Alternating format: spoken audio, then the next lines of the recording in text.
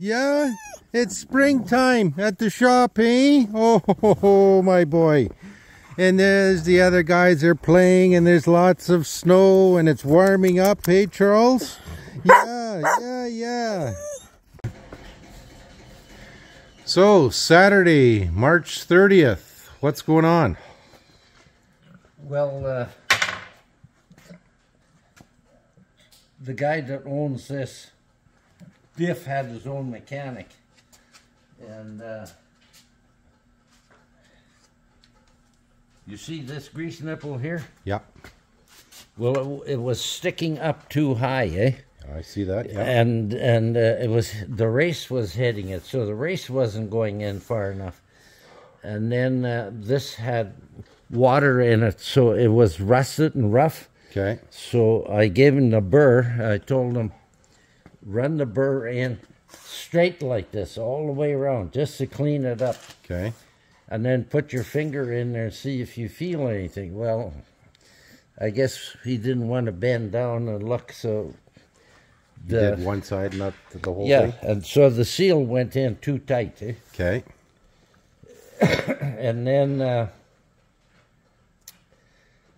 well, it was leaking, so Peter and I took it out. I had to make a special puller, get behind the seal to pull it out. Eh? Okay. So this is out of a narrow gauge, right? Yeah, this is out of a... Customer here showed up yesterday and Dad was explaining everything. I didn't take the video on that, but... So anyway, I'm waiting for a seal and then we're away. So Dad has had everything back together. Well, this came in from Winnipeg from a shop that pounded in the bearings the wrong way, like literally backwards. Well, I put the... And Dad had to... They put these bearings facing the other way. Yeah. So I had to pound them out and salvage them and then put them back in the right way because the race seal goes in first, then the race goes in, then the axle and the bearing. Okay. So when Dad did all this, the reason why everything's on blocks is he put it all together and he actually called the guy and said, well, come pick up your diff. And he didn't notice until mid-afternoon or mid-morning or something like that it was leaking all over the place. So we got the inner seal was was leaking. So when he was taking everything apart, the guy showed up and Dad said, well, you can't do it now. So I just ordered the part on this, and coming out of the States, can't get it in Canada. Okay, now the hub, the seal, it slides into a seal, and it had a lip all the way around. Yeah. So I buffed this all up with a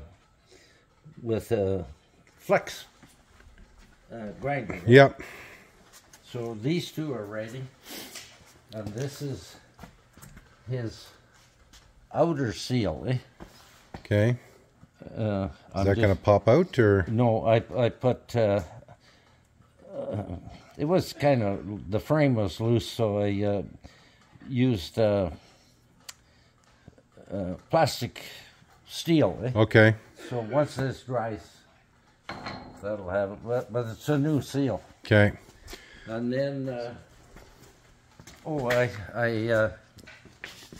took rethreaded all his axles with a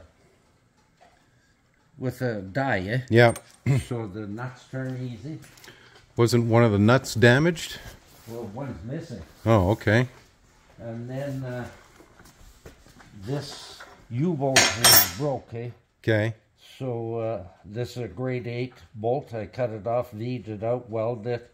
So now he's in business again. Plus, these are rethreaded. Eh? Okay. See how easy he turns? Yeah. So sometimes Dad just has to make the part. We were looking for U-bolts the other day. This was just the easiest way to do it. Anyway, you make them and make what you have to. So now I'm going to go to get the rotor put on this one. Okay. So where did you find the drive shaft? Or is that one we had? With it, oh, okay. But it's a standard. Oh, that is grease. Okay. It's a drive shaft for a Yep. standard, eh? Okay. And he's got automatic, so we got to change this. Okay. And Looks like you've done some work here on the blower motor heater. well, I just straightened all this. And Yeah. This is ready to go in when I get help. Okay. So Dad's Apprentice is coming back here Monday.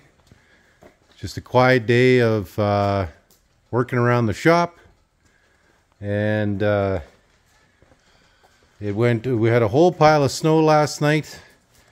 And now Dad is just moving around pails here for the water dripping from the roof. No, I'm not moving any pail. Okay, well, I guess I'll have to move. Beside the chimney. Oh, okay. Everything's good. Okay, well, that's it, everybody. So we'll check in here for the next time. And then we got Yetters.